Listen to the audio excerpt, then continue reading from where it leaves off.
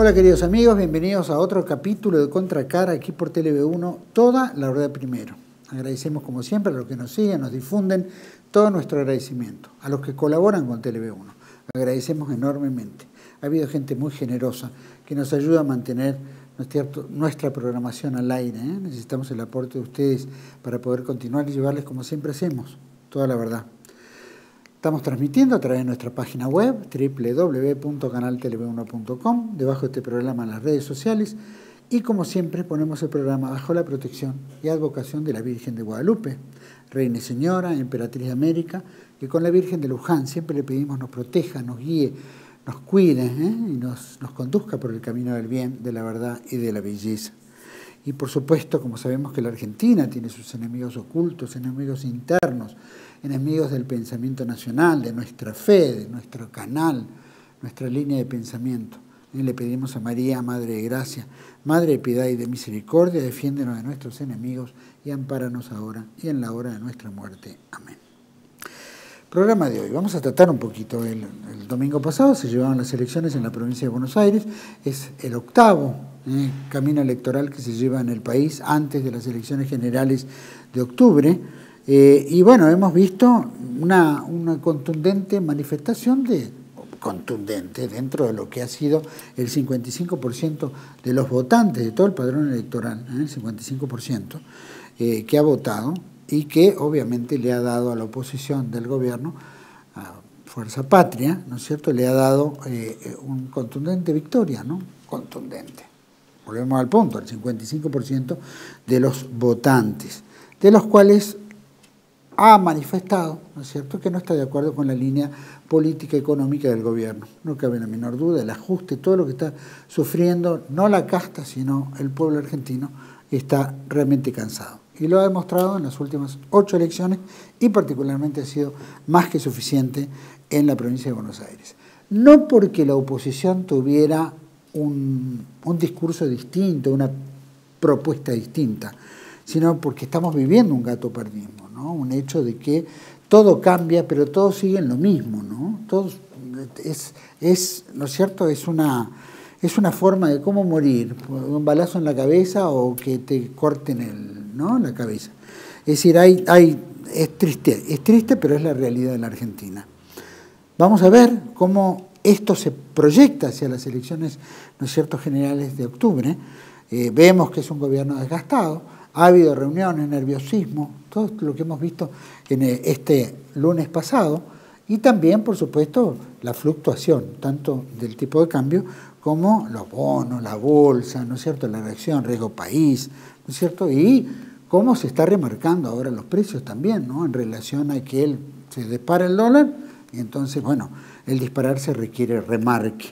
Y después las inversiones. Y después el dinero que vino, ¿no?, para apuntalar al gobierno hasta octubre de las elecciones. No sé si después iban a pedir más dinero para mantener y apuntalar al gobierno hasta las elecciones generales nacionales, pero bueno, por lo menos era tratar de mantenerlo. Nos costó caro, es muy caro, 40.000 millones, ¿no? 20.000 ya entraron, más todo lo que se debe, más la deuda externa, ¿no es cierto?, que ha crecido brutalmente, más la pobreza, más la enajenación de recursos, ¿no es cierto?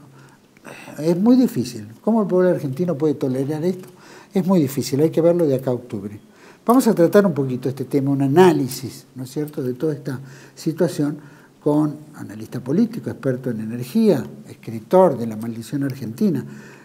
Lo invitamos, como siempre, todas las semanas, a don Carlos Joseaga. Bueno, estamos conectados con Carlos Joseaga. Gracias, Carlos, por recibirnos nuevamente en esta semana acá, especialmente tratando este tema de los resultados electorales de la provincia de Buenos Aires, efectuados el domingo pasado. Así que gracias por recibirnos. Gracias a vos, Juan Manuel, y al canal por recibirme a mí, que, bueno, tenemos contacto con tantísima gente que, bueno, es distinta de la que leen o escuchan otros medios, ¿no? Quieren saber un poco más de la verdad. Y la verdad que no te la va a contar ningún medio. Pues eso es lo más interesante de todo, ¿no? Cuando uno mira todo eso, unos están festejando cosas que la verdad serían para llorar. Sí. Y los otros están festejando cosas para un velorio. Los sobres deben estar corriendo ahora para que no les peguen. Bueno, claro, sí, disimulando, pero hay cosas que son más viles y concretas. Las cosas viles y concretas son el dinero, básicamente. Claro. Y el dinero huye de todo esto, ya no desde ahora, no desde la elección, sino desde antes de la elección. Sí. Porque venía con una caída de la bolsa internacional, de los precios de las empresas, de los precios de los bancos, de los precios de las energéticas. Fíjate que YPF ya valía menos que su deuda. Exacto, exacto. Cuando empezó esto. Y ahora, no sé, está muy por abajo de su deuda. Y hay un montón de empresas que están con obligaciones negociables que con esta fuga de los inversores que se está produciendo en este momento, con más de 1.000 y pico, exactamente 1.034 puntos básicos a esta hora, ya rajan todo de acá. Pero eso es por la política económica, que es la mala lectura que hicieron ambos, vencedor y perdedor. Sí. O sea, vencedor y perdedor, o sea, el vencedor dijo, esto es por la desigualdad. Esto es por gobernar en contra de las necesidades de la gente, qué sé yo, una serie de cosas. No dice cómo se resuelve eso, pero dice que es por gobernar en contra de la necesidad de la gente. El otro dice, es un error político, hicimos mal la campaña. Claro. O sea, los dos leen francamente para el carajo, digámoslo así, ya que está de moda la palabra, leen los dos para el carajo. Y, o sea, van mal. O sea, esto es como si Rodrigo de Triana estuviera vendado y con los oídos tapados en el carajo de la Santa María cuando se descubrió tierra. Claro. Hubiera gritado palomas, gaviotas, cualquier cosa que se le hubiera ocurrido, menos la realidad. Entonces, salvo la realidad, todo. ¿No? Bueno, esto está fenómeno, ¿no? Y bueno, van mal porque gobiernan mal. Y van mal porque no representan nada. Exacto. Y lo que se confirmó en estas 8 elecciones, porque nosotros ahora está el tema de la provincia de Buenos Aires, pero van 8. Sí. En 8 elecciones, lo único que quedó en claro es que no representan nada. Porque cada cuenta que se puede hacer sobre los resultados, esto no es una encuesta, esto es más concreto, porque va la gente y pone un sobre. Los que van. Y los que no van también emiten un mensaje. Sí. Es decir, y bueno, entonces lo que está pasando es que le están diciendo, muchachos, esto no funciona. Claro. Bueno, el sistema político no nos representa. Lo está diciendo muy claro porque un poquito por encima del 50% del padrón electoral, ¿no es cierto?, votó. El resto no. Fuera del caso de Corrientes, que creo que fue el único que superó un poquito el 60%, pero en general... Lo levantó un cachitito.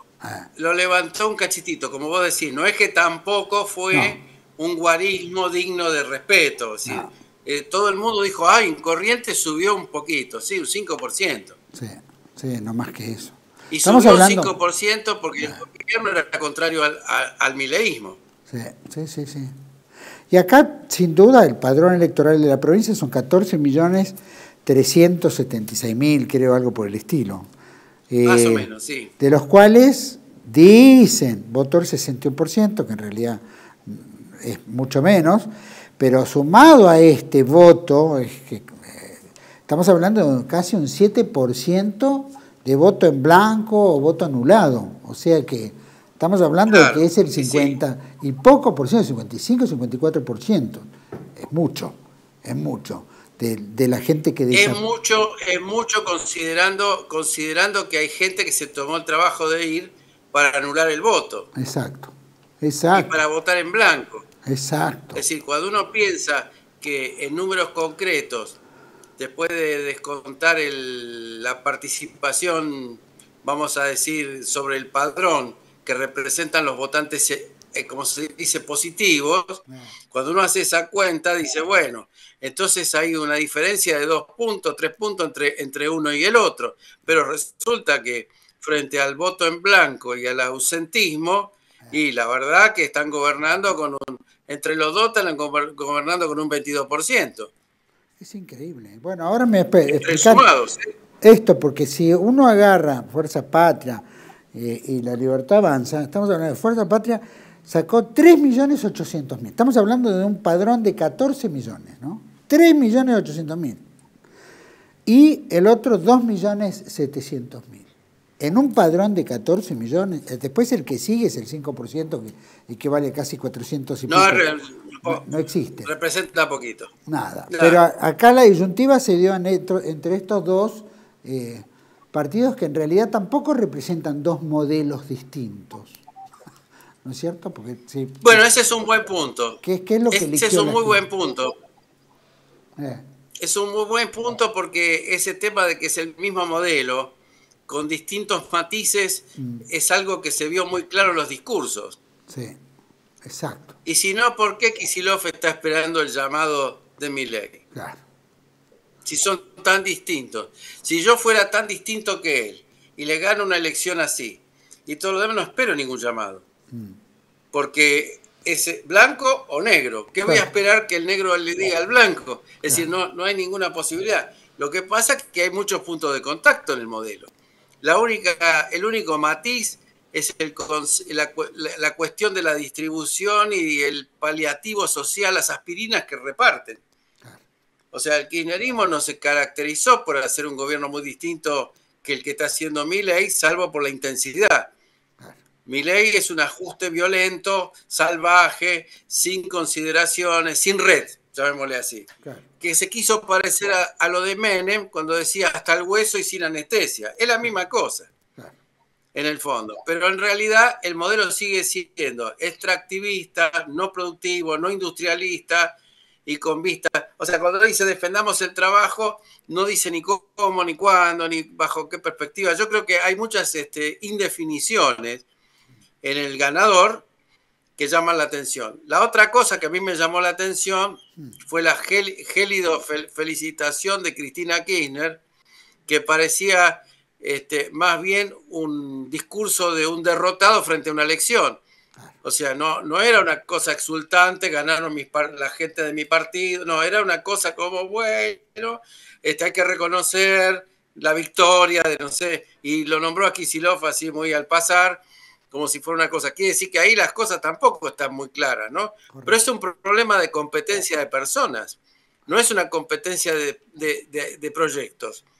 Nadie elaboró un proyecto alternativo. Según se dice, están trabajando ahora, formando comisiones económicas para ver si en el futuro arman cosas. Lo que pasa es que Milei ratificó el rumbo, sobre todo el rumbo económico, que es la causa de este voto.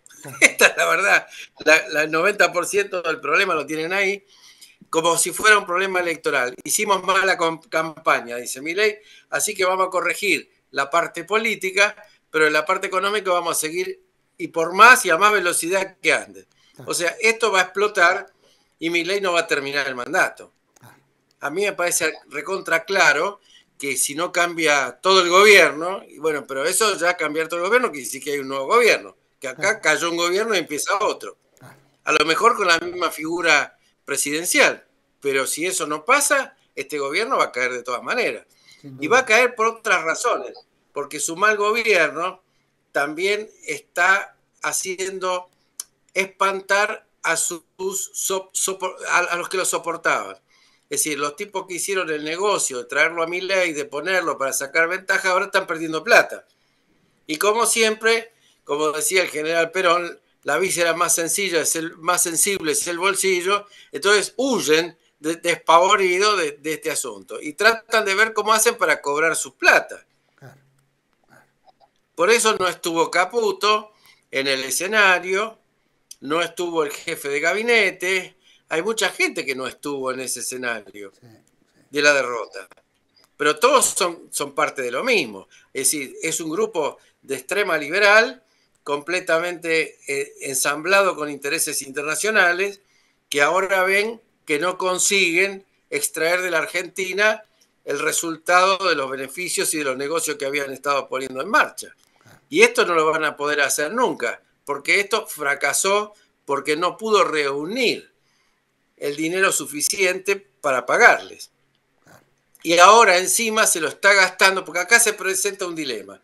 Se presenta el dilema de salvar al gobierno, quemando los dineros del Fondo Monetario y de todo eso, que lo tienen prohibido, pero lo van a hacer igual, para mantener la inflación en unos puntos más bajos al precio de una recesión salvaje. Entonces, todos los que son productores en la Argentina de cosas, inclusive las grandes corporaciones prebendarias, se ven en la situación de que van a empezar a perder plata por esta política. Y los extranjeros dicen, este tipo no me va a pagar. Entonces, en la parte, digamos, que es el sostén de este gobierno, está el dilema principal, porque si nadie lo va a sostener, el pueblo no lo va a sostener, está claro por el voto. Y si los de afuera no lo van a sostener, esto se va a caer. No hay mucho análisis para hacer. Sí. Si no tenés ningún lado de donde agarrarte y que te mantengan el poder se te diluye. Claro. Y pronto va a pasar eso, ¿eh? Esto no va a pasar muy lejos, porque Milei anunció que no, ni un milímetro atrás, dijo. Claro.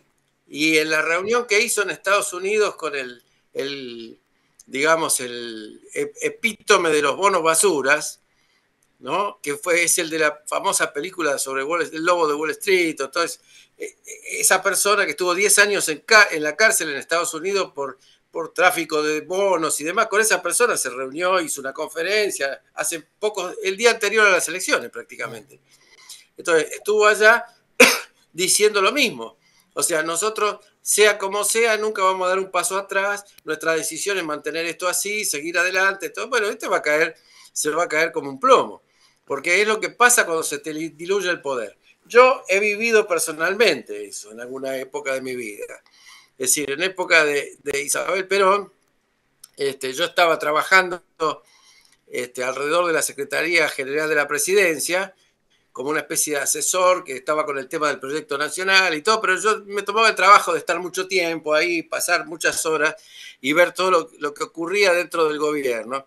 Y llamaba la atención cómo cuando se te deteriora las relaciones de poder, más allá de que hubiera una intencionalidad, estaba la guerrilla, había todo un plan internacional en contra, pero saquemos eso de lado para hacer la abstracción de qué le pasa al gobierno.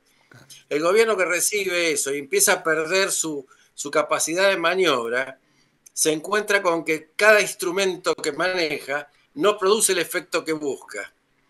Y esto le va a pasar a Milei, porque ya los instrumentos, ¿cuáles son? Es decir, en un gobierno constitucional como el de Isabel Perón y qué sé yo, los instrumentos eran políticos y económicos.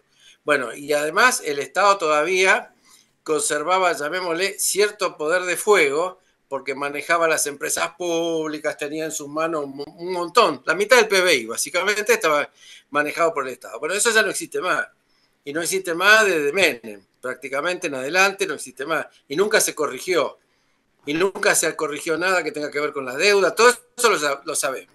Entonces las herramientas que le van quedando son cada vez más espurias, más tenues y menos propensas para poder modificar una situación. O sea, Milei, por ejemplo, hoy debió haber dicho, si fuera una persona normal, no un empastillado como lo vimos ayer, que se habrá tomado, no sé, una cacerola de pastillas, más o menos para estar calmo, porque hubiera explotado como una bomba, sino para decir todo esto y terminar haciendo la interpretación estúpida que hizo.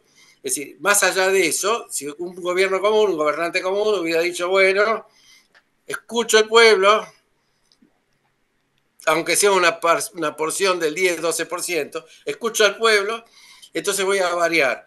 Saco todo el gabinete, bueno, oxigena el gobierno y tira 2 años más. Con otra política. Pero ese giro, él no se puede dar el lujo de hacerlo, porque basó su política en la obcecación. Entonces, él lo ve como un signo de debilidad. Si él hace eso, él mismo se estaría como proscribiendo en su política delirante que la tiene en su cabeza y nadie más. Entonces, este es el problema que tiene. Y no va a poder salir de eso, porque ya lo ratificó, ya lo dijo, ahora está haciendo una reunión de gabinete, creo que a estas horas, tratando de eliminar el problema político. El problema político se llama pareja y los tipos que hicieron la campaña, para no tocar a la hermana, la del 3%. Claro. Bueno, ¿cómo hacemos? Hay mucho que recién comentabas, ¿no? Porque todas las elecciones, las 8 elecciones que hablamos, no fueron victoriosos para él, ni para la política de gobierno.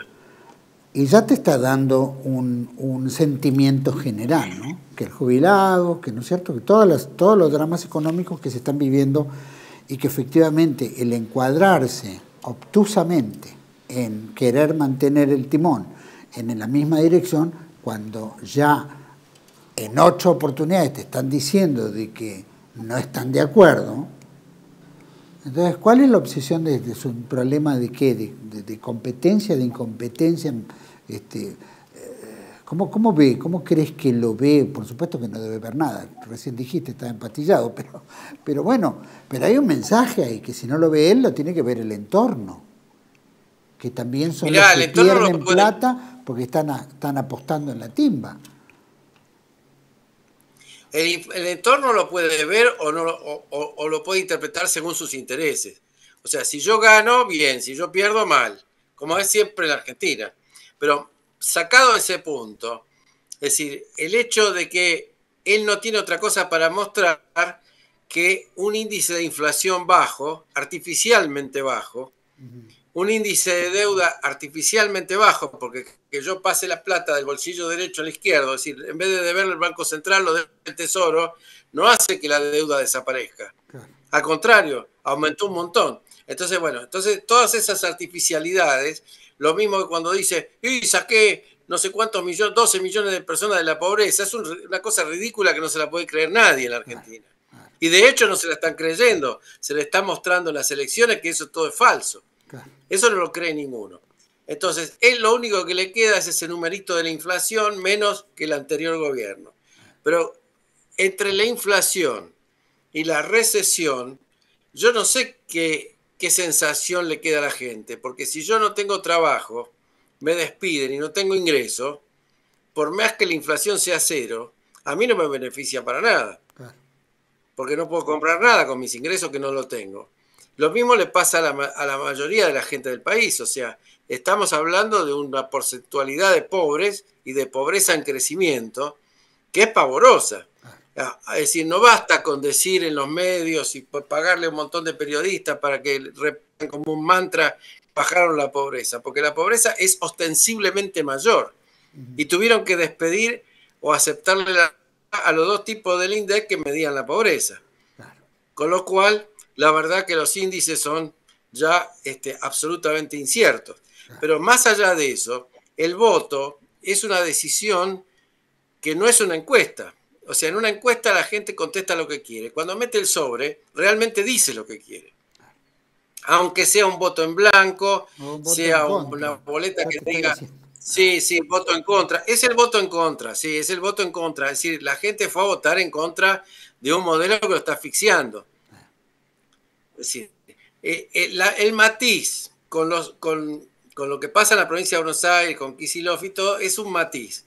No es un modelo distinto, sino que le está diciendo, che, flaco, hay que moderar un poco lo que estás haciendo. Hay que moderar un poco. Este es el mensaje que le da Kicillof. Por eso le pide que lo llame. Porque le quiere decir, bueno, mira, a los jubilados no pueden vivir con 400.000 pesos. Pongamos 600. Los discapacitados no hagan lo que hiciste, que es una barbaridad. Pegarle a los jubilados está mal, qué sé yo. Una serie de cosas que se mencionaron en el discurso ese, ¿no? Pero no se mencionó, dijo gobernar todo para afuera y nada para adentro. Marcó un equilibrio, pero sigue siendo a base del mismo modelo. Claro.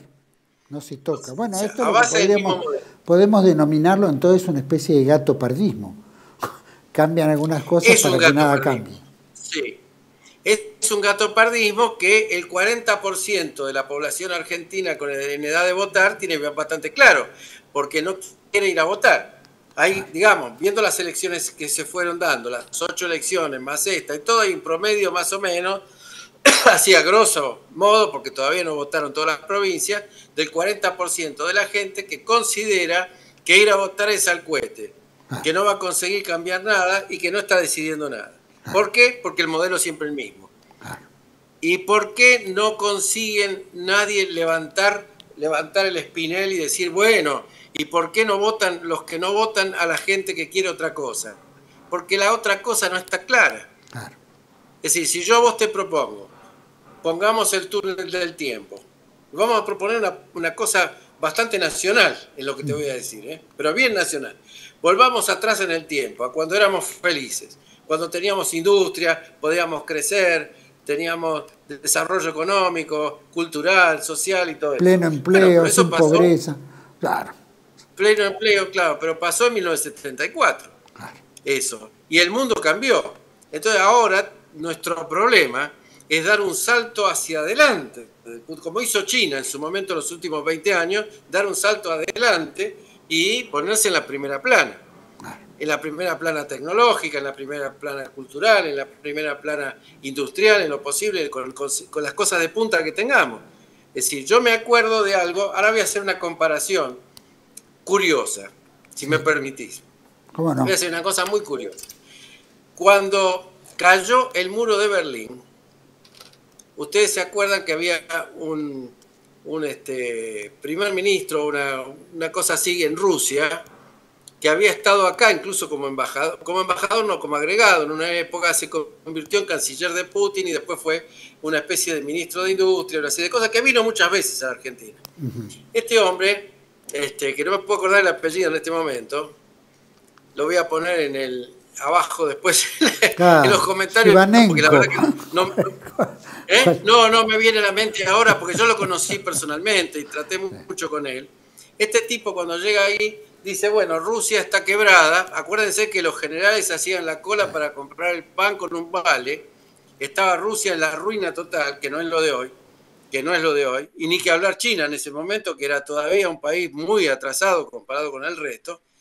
Entonces ellos decían, bueno, ¿qué tenemos? Y tenemos tecnología de punta espacial, tenemos tecnología de punta nuclear, tenemos tecnología de punta en algunas industrias, tenemos tecnología de punta... Bueno, entonces, ¿qué vamos a hacer? Basarnos en eso, ¿no? Y tenemos una capacidad de reconstruir. Miren lo que es Rusia hoy. O sea, se ha reconstruido sobre las bases de esas cosas que en punta tenía todavía capacidades competitivas mundiales porque había generado una masa científica, tecnológica y política suficientemente potente para lograr este punto.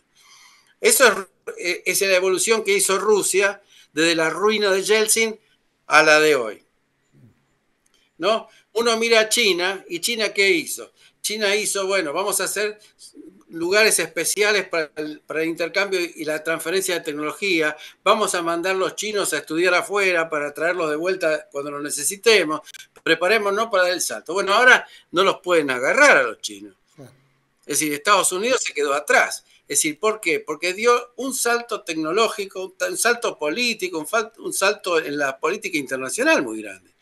Entonces, hoy son poderes mundiales que antes no podían ni siquiera pensar en serlo. Esa es la realidad. Y hoy son poderes mundiales consolidados. Lo mismo está pasando con la India y pronto va a pasar con el Brasil. Es decir, Argentina tenía por derecho un lugar en ese concierto y lo fue cediendo a manos de los poderes internacionales y mucho más después de la dictadura militar y la derrota en Malvinas. O sea, todo eso yo creo que formó parte de un solo programa. Es decir, para mí, los militares que hicieron la recuperación en Malvinas, hubo dos clases. Hubo la clase de militares que sí lo hicieron por patriotismo y hubo la clase que formaba parte del plan siniestro de destruir la Argentina. Porque sabían que si pasaba eso, se concretaba el plan de sus amos. Porque acá siempre estuvo esa división. No es una división nueva. Yo no soy militar, pero he hablado con muchos militares durante tantos años y todos me dicen que había esas dos corrientes permanentes. La corriente afecta al modelo mundial y la corriente que estaba en contra y era nacional. La corriente nacional fue la que perdió. ¿Y qué pasó después? Si uno mira un poquito después en la historia, ¿qué pasó con Zaneldín? ¿Qué pasó con toda esa gente? ¿Qué hizo el sistema político? Los destruyó. En todo lo posible los destruyó. Entonces estaba claro que había un modelo por detrás. ¿Y qué le pasó a los otros? Nada. A los otros no les pasó nada. Increíble. No les pasó nada. Sí, bueno, pero es la capacidad de, no sé, de que no exista grado de corrupción como existe acá, no existiera tampoco el compromiso, ni el tongue, ni la cuestión política, ni los poderes que están influenciando en la Argentina, que evidentemente nos han hundido, sea porque seguimos con el mismo collar, ¿no es cierto? Y seguimos siendo perros, Entonces todo eso es lo que ha contribuido a que ellos crecieran y nosotros no. Y el caso de Brasil, claro, tenemos que hablar de alguien similar a nosotros, que en sí, no estamos hablando que son chinos. Pero Brasil no tenía esa dicotomía de fuerzas antinacionales y nacionales. Brasil tiene un porcentaje de fuerzas nacionales mucho mayor. Sin duda. Al igual que el Chile. Empresariado. Especialmente el empresariado. Especialmente en el empresariado. Las fuerzas nacionales, claro, las fuerzas nacionales no son solo militares, son básicamente productivas. Claro. El único sector nacional que le quedó a la Argentina dentro del productivo es el movimiento obrero. Claro, sin duda. Carlos, y el vamos a... Obrero, ¿qué le pasó al movimiento obrero? Sí. Esta es otra pregunta. ¿Qué le pasó al movimiento obrero?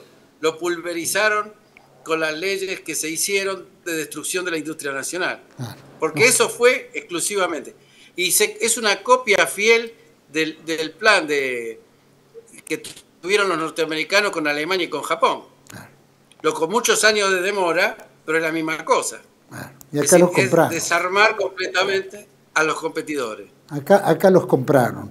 Carlos, vamos a ir a un pequeño corte y me gustaría, ¿no? Porque obviamente toda esta reacción son las reacciones económicas. Bien dijiste, ¿no? Muchos empresarios ahora están empezando a guardar violín en bolsa y están viendo ahora cómo van a cobrar lo que van a cobrar y cómo se va depreciando también los bienes argentinos. Estamos viendo que en Nueva York la bolsa, ¿no es cierto?, y los bonos, etcétera, cayeron un 22%. Estamos hablando de una debacle, especialmente para el gobierno. Un riesgo país que sube 1.100. Un dólar que trepó y que ahora están tirando cada vez más plata, como bien decís, de diferentes fuentes, para mantenerlo bajo y bueno, que eso no se dispare. Pero bueno, esa es la reacción de los mercados. Frente a la Argentina, que también necesita, o no sé si lo necesita, o necesita cambiar la política del modelo, pero quiero que me digas, ¿esto qué significa? ¿Significa algo para el crecimiento del país? ¿Es un tema que hay que empezar a mirar para adentro y no tanto para afuera? En fin, eso me gustaría que vayamos tocándolo, y después el nerviosismo del gobierno, pero eso lo vamos a tocar después de este tema. Vamos a un pequeño corte y volvemos enseguida con Carlos Joseaga, sentido común, como lo decimos, analista político. Ya volvemos. Residencia como en casa, siempre contigo. Es un hogar habilitado en la ciudad de Buenos Aires con más de 30 años de experiencia en el cuidado de adultos mayores. Ubicada en el barrio de Villa Real, en pasaje Francisco Bauzá 2372, casi esquina Tinogasta. Ofrecemos atención personalizada y un ambiente cálido para nuestros abuelos. Contamos con habitaciones premium, con baño privado y TV por cable, menú supervisado por nutricionista, cocina de primera calidad, jardín terraza para el esparcimiento y conectividad para videollamadas y llamadas telefónicas. Además, ofrecemos servicios opcionales como peluquería personalizada y confección de ropa a medida. Comunicate al 11 50 35 15 25. En Como en Casa, el bienestar y la comodidad de nuestros adultos mayores es nuestra prioridad. Los esperamos. Tele-V1 se complace en anunciar que estará transmitiendo en su canal Tele-V1 Clips valiosos programas emitidos antes de la censura sufrida. El lienzo prohibido, El revés del derecho, Combates por nuestra historia, Disenso, Historias de Malvinas, entre otros que podrán encontrar en este enlace.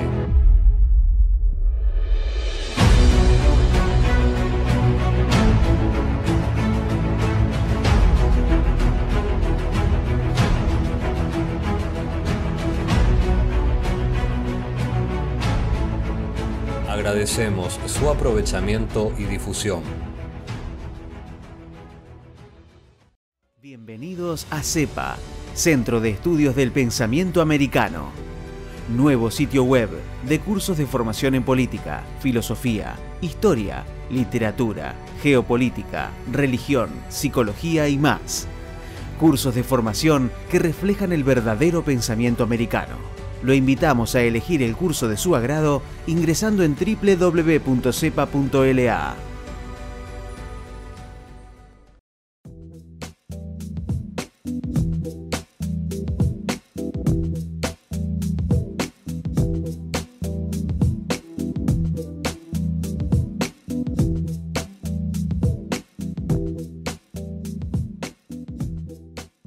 Decir siempre la verdad primero tiene un precio.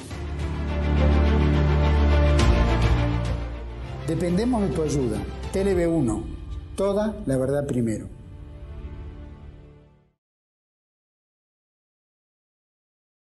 Bueno, estamos de vuelta en este segundo bloque con Carlos Josiaga, analista político, por sin duda experto en energía. Carlos, quedó en el bloque anterior, ¿no? Vos viste que todas las cuestiones electorales, de alguna manera, más nos pasa en nuestro país, ¿no? Cada elección genera una reacción en los mercados, ¿no? Y acá, si hay algo que apabulla especialmente este gobierno, es el tema del mercado, es fiel al mercado. Pero la caída en Nueva York de los bonos, la bolsa, ¿no? Todo lo que hace a nuestro sector cae un 22%. Riesgo país trepa 1100, el dólar se dispara, por supuesto, como dijimos en el bloque anterior, generalmente tiran plata, ¿no? De donde sea, el Tesoro, del Banco Central, o lo sacarán de la caja de no sé dónde, pero tratan de mantener el dólar bajo. Pero esto es una reacción típica, ¿no es cierto? Como decía alguna vez unos ingleses, ¿no? El mercado funciona por sentimiento. Siente que la cosa va a ir acá, entonces automáticamente empieza el horror y la corrida. ¿Crees que esto es un tema temporal? ¿Es un tema que va a resolverse en un gobierno que dice vamos a continuar con la línea política? ¿O vamos a llegar a octubre y la cosa puede desmadrarse? ¿O puede ganar la Libertad Avanza? No. ¿Cómo ves esa dicotomía? Primero el mercado, después, ¿no es cierto?, si funciona como tal, si esto es una circunstancia, o si crees que el gobierno también en octubre pueda cambiar el eje de su derrota de ahora. No, yo no creo que pueda cambiar el rumbo de los acontecimientos, porque lo ha provocado. La política del gobierno sigue siendo la misma que provocó esta crisis. No es una novedad en nada. Y decir voy a continuar y no me voy a mover un milímetro de esta senda significa que no va a cambiar en absoluto. Por lo tanto, el deterioro va a seguir adelante. O sea, la causa de esta reacción en gran medida ha sido la política oficial. O sea, la mala lectura que hace el gobierno es pensar que no lo hizo bien desde el punto de vista de la comunicación política, pero lo hizo muy mal desde el punto de vista de la política que sigue adelante o del modelo que está desarrollando o el esquema de gobierno. Ahora, en el mundo moderno, eso significa una lectura para los capitales, porque si está dependiendo de los capitales externos de la bicicleta que generó con el carry trade, bueno, esa gente lo que quiere es retirar sus ganancias, no le interesa para nada a Milei. Es decir, es una mentira eso de pensar que son aliados estratégicos, está soñando con algo que no existe, claramente que no. Pero si una derrota, esa es la realidad. Una derrota electoral le muestra una caída en la bolsa, ya son dos mensajes, ¿no es cierto? Es un mensaje atrás del otro, enganchado uno con el otro. O sea, él ya tenía muy mala, ¿cómo te puedo decir? Ya tenía muy mala predisposición de los mercados, como le llaman ahora a esta situación, por el hecho de que las cosas estaban evidenciando que la Argentina no estaba en condiciones de pagar lo que les prometió. Cuando les prometió tasa del 80% con un dólar fijo, muchos dijeron, bueno, la Argentina entró a desbarrancarse.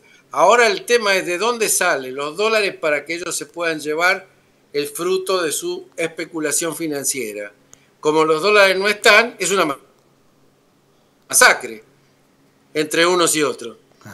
Esto es lo que hace disparar el riesgo país, porque el riesgo país, ¿qué significa en esto? El riesgo país quiere decir que el gobierno no está en condiciones de switchar de acreedores. O sea, la idea era pedir platas a unos en el mercado mundial para pagarle a los otros.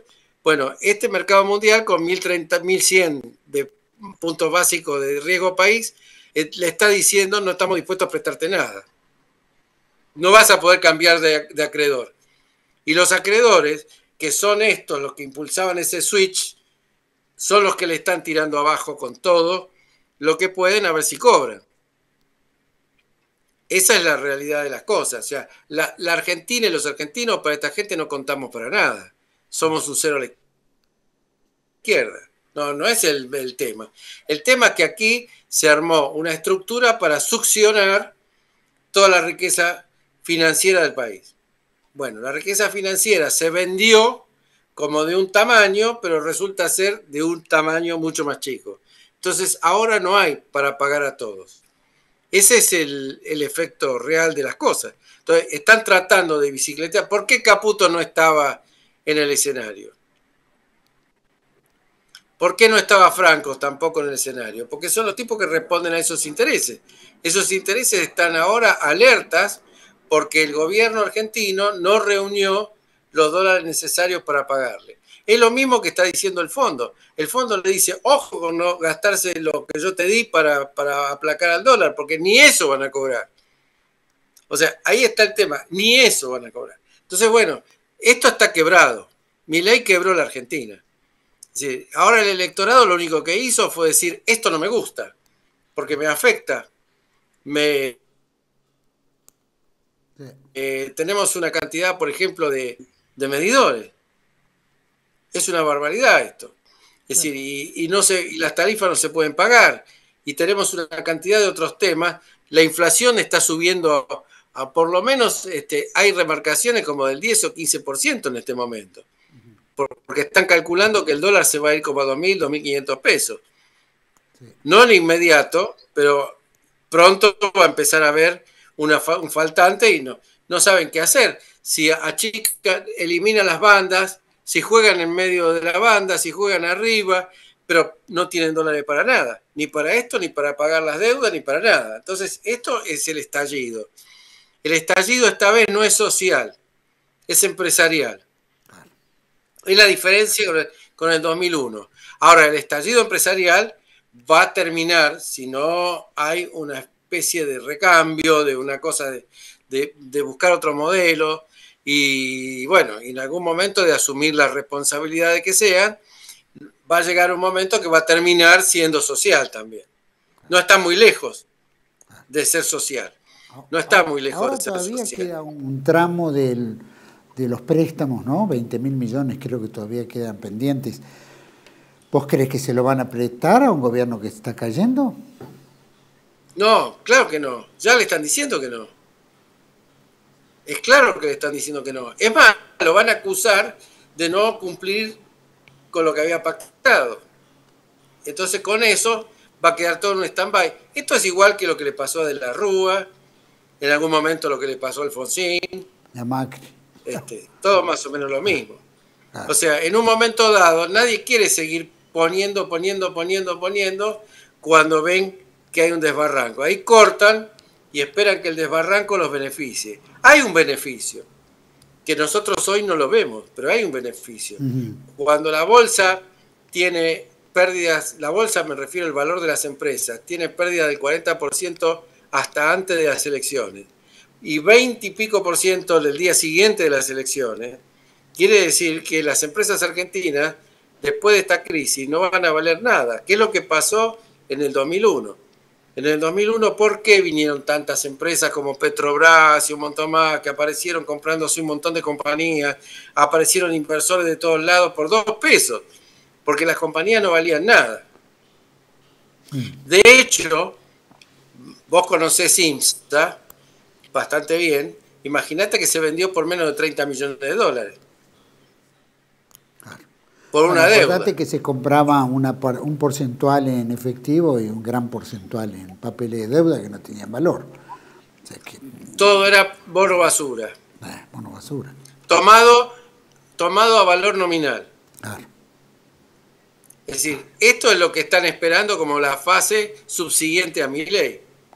Pero por supuesto que nuestra clase política vive en otro planeta, porque ellos están repartiéndose los puestos y los cargos públicos por los sueldos que van a cobrar y por las coimas y por todo lo que significa eso. Es decir, yo he escuchado gente criticar a Milei y a Karina por el tema de las coimas, pero además de decir, dice, bueno, pero hay que darse cuenta que una persona que está cumpliendo una función alta de Estado y qué sé yo, no puede vivir con esos sueldos. ¿Qué te está diciendo? Claro. En realidad te están diciendo que tienen que robar para Claro. compensarse los sueldos. Hay un curro ahí y que esto rápido. está admitido. Claro, que suple el Pero salario. claro, es una cosa de... Sí, Y lo escuché así decir eso. sí, sin duda. Ahora, vos fíjate que, por supuesto que la Argentina tiene su estado profundo, como Estados Unidos tiene el estado profundo, ¿no? Que allá las cosas no cambian, ¿no? Puede haber quien esté, y acá estamos viendo un catopartismo como que también las cosas no cambian, siempre son los mismos que se van enriqueciendo. Pregunto en esto, este estado profundo, que también está haciendo pie y también juega un rol, hasta el mismo campo, ¿no? Los lugares donde el campo tenía una gran incidencia en provincia de Buenos Aires, que es una de las provincias más ricas en tema agropecuario, agroganadero, también le bajaron el pulgar. Y eran las promesas tal vez de las retenciones y que le iban a dar y bajar y no sé cuánto, todo lo que habló en la rural, y ahora se le pagó de esa manera también. ¿Cómo ves esa reacción del campo frente a este estado profundo, que en realidad el campo es también el estado profundo en las pequeñas industrias o las pocas industrias o inversores que hay en provincia de Buenos Aires? Y son una parte del estado profundo. Pero en realidad el campo hace mucho tiempo que ya es un empleado público. Y eso es algo que recién ahora se están dando cuenta. Porque con el tema de las retenciones para juntar dólares para pagar a los de afuera, lo fueron convirtiendo en poco menos que un empleado vasallo del Estado que es recolector de los dólares para los extranjeros.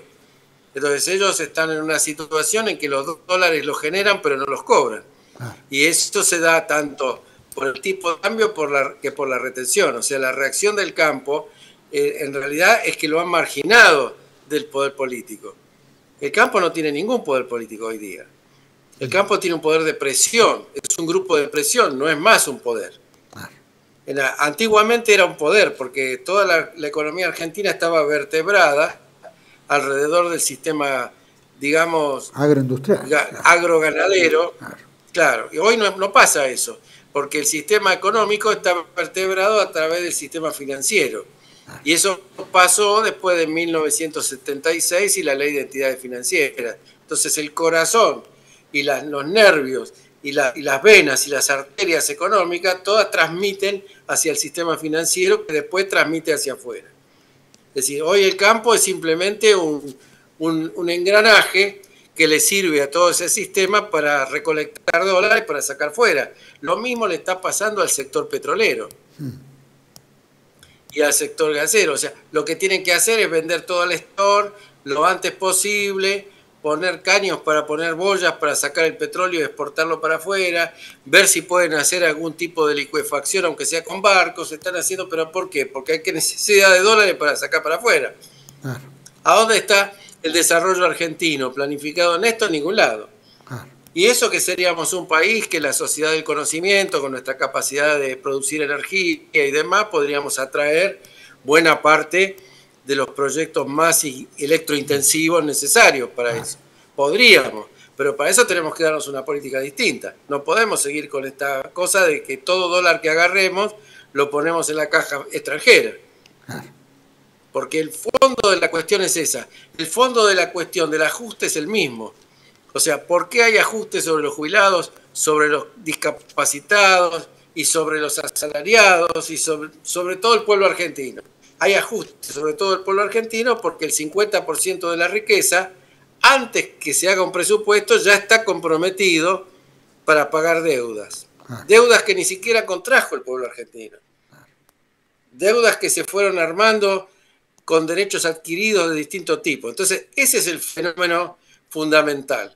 Sin ese fenómeno fundamental, nosotros seríamos un país libre, o por lo menos autónomo, de las decisiones que tomemos. Mientras esté eso y nuestros gobiernos estén para hacer un presupuesto donde de entrada destinan la mitad de la riqueza al extranjero y con lo que sobra pretenden gobernar la Argentina, entonces es una cosa imposible de manejar. Por eso la gente no quiere ir a votar. Carlos. Porque se da cuenta de que todo su esfuerzo va a saco roto. Yo veo que en muchos países su deuda externa no les preocupa tanto, no les preocupa. Está todo el aparato final. Brasil tiene una deuda externa brutal, ¿viste? Y otros países, México, ¿no es cierto? Y varios tienen países, Estados Unidos mismo, ¿no? Unas deudas externas muy grandes, muy importantes. Sin embargo, no les preocupa, ¿no? Antes, acá, si hubiéramos tenido la deuda que podíamos haber llegado a tener, teniendo las riquezas propias, o sea, no se había privatizado nada, el petróleo, el oro, plata, zinc, todo lo que dan los minerales, todos los bienes, por lo menos servían para no solo apuntalar la economía, sino también, si fuera el tema de la deuda, no era un inconveniente pagarla. Desde las privatizaciones y la entrega de todos los recursos, nos quedamos sin nada. Entonces, la deuda externa ya no se paga con esos recursos, porque esos recursos son privados. Pagan el 1,5%, de acuerdo a la ley de inversiones mineras y otros recursos. Ahora, ¿de dónde sale ese dinero? Sale de salud, de educación, de jubilaciones, de vivienda, ¿no es cierto?, de derecho al trabajo. Es decir, todo lo que se supone que todos debemos trabajar y pagar el impuesto para estar mejor, lo están haciendo para pagar la deuda externa. ¿Es así la vuelta? No, es más salvaje que eso. Es mucho más salvaje que eso. Porque toda la deuda se paga de lo que no consumimos, de lo que no invertimos. O sea, no te lo sacan de la boca, deuda, sino que, claro, es lo que uno no consume. Es lo que uno no consume, lo que el país no consume. El país puede consumir dinero para invertir, para desarrollarse, puede consumir dinero para comer, puede consumir dinero para curarse, puede consumir dinero para educarse, puede consumir dinero para desarrollo tecnológico, puede consumir dinero para infraestructura, obra pública y todo eso. Entonces, todo lo que no se consume se pone en una bolsa y se manda al extranjero. Se convierte a moneda extranjera y se manda al extranjero. Eso es el plan de ajuste de Milei y el plan en general que se siguió hasta ahora desde 1976. Claro. Lo que ocurre es que la parte que se fue comprimiendo de lo que nos queda a los argentinos es cada vez más chica. O sea, se agrandó mucho la parte extranjera y lo que debemos entregar contra lo que podemos utilizar. Claro. El gobierno, la función de gobierno, es siempre una cuestión de prioridades y de objetivos. Es decir, si el único objetivo es cumplir con eso, es el único objetivo que han tenido todos, prioritario, no digo el único porque está mal dicho, digamos, el objetivo prioritario que han tenido es cumplir básicamente con eso. Entonces, la política sirve para comprimir la otra parte, que es la que tiene que dar el recurso para que esto se cumpla. ¿Y quiénes son los que están comprimidos? Toda la sociedad argentina. Están comprimidos, no se desarrollan las empresas, no duran las empresas. Es decir, el plazo de duración de una empresa nueva son 3 años, 4 años antes que se funda. Es decir, han cerrado en este proceso, por ejemplo, de los últimos 3, 4 meses con la política de Milei, han cerrado más de 20.000 panaderías. Toda esa gente que pone panaderías son pequeños inversores que hacen el desarrollo. Y digo panaderías por decir una cosa simple. El pan es lo básico de la alimentación del pueblo. Entonces uno mira estas cosas y bueno, lo mismo pasa con todo lo demás. Entonces uno dice, bueno, ¿y por qué hay inflación? Y va a seguir habiendo inflación y va a subir los precios y todo eso en relación al dólar que se le va a ir disparando en función de esta derrota y más cosas y otras cosas más. Porque tienen que juntar mucho, hay que comprimir más a la gente. Entonces, como la Argentina vale menos, es necesario subir todos los precios para que aporte más. Es decir, una forma de que consuma menos es que aporten más. La forma de que aporten más es subirle los precios para que no lo puedan consumir. No es tan complejo. Es horrible verlo desde este punto de vista, y ningún economista lo va a decir así porque son gente técnica que lo tiene basado en los conceptos tradicionales de la oferta y la demanda, pero no está muy claro. Cuando uno mira el gasto público, cómo se arma, que es la decisión única que toma el gobierno, entonces dice, bueno, ¿qué va a hacer de la Argentina? Bueno, toda esta plata, toda esta riqueza la mandamos para afuera. Y los argentinos viven con lo que sobra. Ese es el esquema básico que hemos tenido de 1976 hasta ahora. ¿Cuál es la diferencia, por ejemplo, entre el kirchnerismo y demás? Que el kirchnerismo recibió en un momento una situación de default y no le pagamos nada a los de afuera. Por eso tuvimos tasas chinas de crecimiento, porque no estábamos pagando nada. O sea, no le estábamos cumpliendo con ese presupuesto de que la mitad de la riqueza, o más de la mitad en este momento, se va para afuera. Bueno, volvemos a conectarnos después de un lapsus de inconveniente de Internet.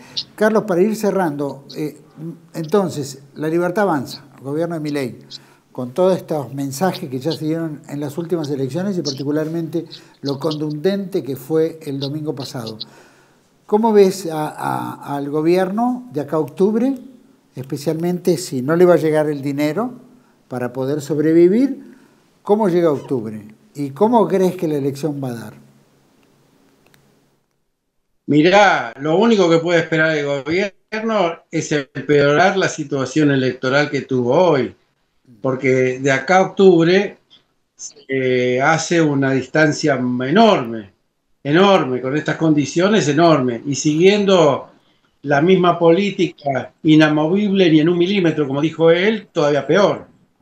Es decir, es indudable que va a empeorar su situación, además de lo que va a pasar en el plano económico, porque toda esta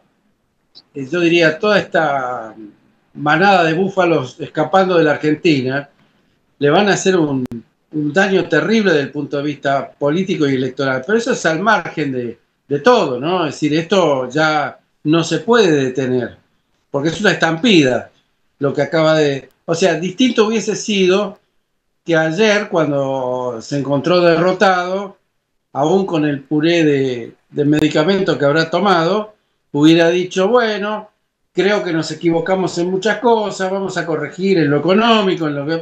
Pero esas palabras no las utilizó, dijo, hubo un error en la campaña electoral, básicamente. O sea, para él, la cabeza de pareja alcanza y sobra para echarle la culpa a alguien de perder una elección. Y no se fija en lo que está haciendo con el país, que en realidad es la causa. 8 elecciones lleva. Esta fue la más grande entre las 8.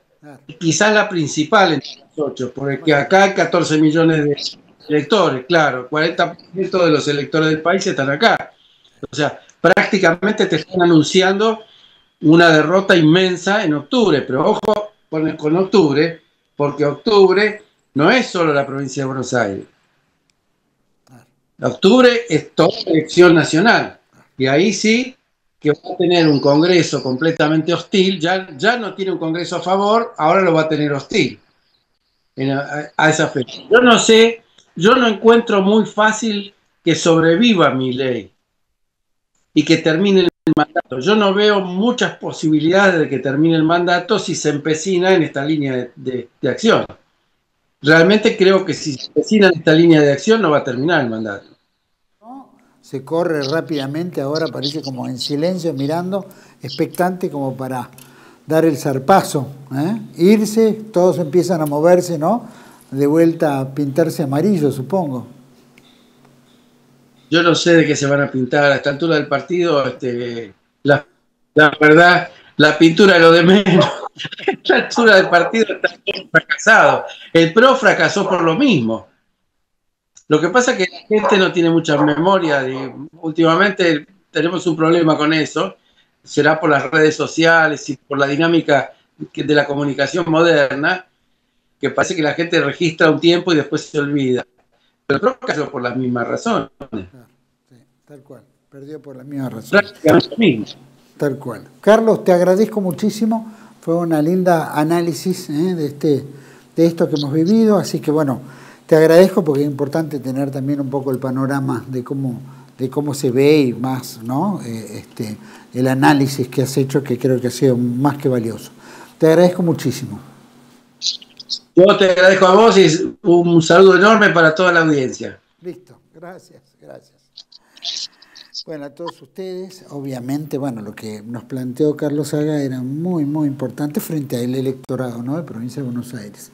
Es un llamado de atención al gobierno, ¿no?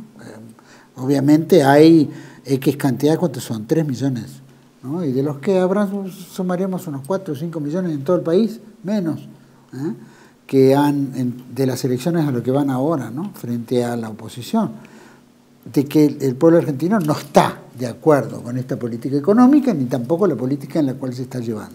Sumado a la alianza con Israel, a la alianza con Estados Unidos, en fin. Pero si hay algo que percibe, aparte el elector que dice, no cambio nada, esto no voy a votar 50%, casi en todas las elecciones se ha dado que no han votado, ¿no? O sea que estamos agarrando un índice muchísimo más bajo de lo que significa. Planteaban en Provincia de Buenos Aires, ¿no?, 55% nada más. Del padrón electoral de 14 millones solamente el 55%. De lo que significa que en realidad el 47 de Patria y 33 de la Libertad Avanza implica un 20, un 12%, ¿no es cierto? Y lo mismo será un 10% por parte de la Libertad Avanza. O sea que estamos hablando que es entre un 12, un 13 y un 10%, ¿no?, las diferencias de quién elige a los, ¿no?, a los diputados y senadores. O sea que bastante pobre. Esto me hace acordar un poquito, ¿no?, aparte de un gobierno que está muy difícil, que dice que no va a cambiar su política económica, que está obstinado, ¿no es cierto?, en seguir el mismo camino, que no digo que sea el tipo rígido, sino ha cambiado tantas veces mi ley de postura, simplemente ir a los archivos, ¿no?, todas las cosas que decía, que después cambiaba, decía una cosa y después cambiaba. O sea que son gatopardistas, pueden cambiar en 2 minutos, se disfrazan de otra cosa. Pero es verdad, un gobierno que al año y medio tiene que pedir 40.000 millones de dólares, 20.000 al Fondo Monetario y otros 20 y tantos miles a entidades, Banco Interamericano y otros, para poder llegar a octubre, porque no estamos hablando de terminar el gobierno, estamos hablando para llegar a las elecciones, es un gobierno terminado. Más allá de que la gente está incómoda, que el ajuste fue severo para todo el mundo, que siguieron viajando y las coimas y la corrupción y todo lo que también tiene este gobierno que no ha variado en nada. Entonces, estamos viviendo una época bastante compleja. Y aparte, sin presupuesto. Hace 2 años que este gobierno no tiene presupuesto. No llegó a los 2 años todavía y sigue sin presupuesto. Seguimos con el presupuesto de masa del gobierno de Alberto Fernández. Entonces estamos hablando de que es un gobierno que determina las cosas sobre la marcha. Y aparte, sigue apostando a algo que siempre fue mal. Acuérdense Arzo Garay cuando decía, el que apuesta al dólar pierde, ¿no es cierto? Y acá lo único que hacen es apostar al dólar. O sea, se dan cuenta que hay que apostar al dólar. Y la plata, que supuestamente tiene que ser para el desarrollo, para mejorar la calidad, para crear industria, empresas, obra pública, etc., es una timba que va directo al dólar, que solamente financia y beneficia a los financistas. Yo lo veo muy difícil a este gobierno, más allá de hacer todas las estadísticas, si corresponde o no corresponde, veo muy difícil que este gobierno llegue a buen puerto. Hay que ver cómo llega a las elecciones. Si aparece la plata, probablemente lleguen. Si no aparece la plata, hay que ver, ¿no es cierto?, cómo llega la libertad y cómo llega también el PRO, que es el aliado principal, ¿no? Y cómo es, qué figuras van a aparecer en la oposición dentro de lo que es la próxima. Y también tener contemplado que va a haber un 50% de ausencia de votos. O sea que la legitimidad de los que sean electos va a estar en duda. Difícil para la Argentina, muy triste, en un país que deberíamos estar bien. Vale la pena analizar.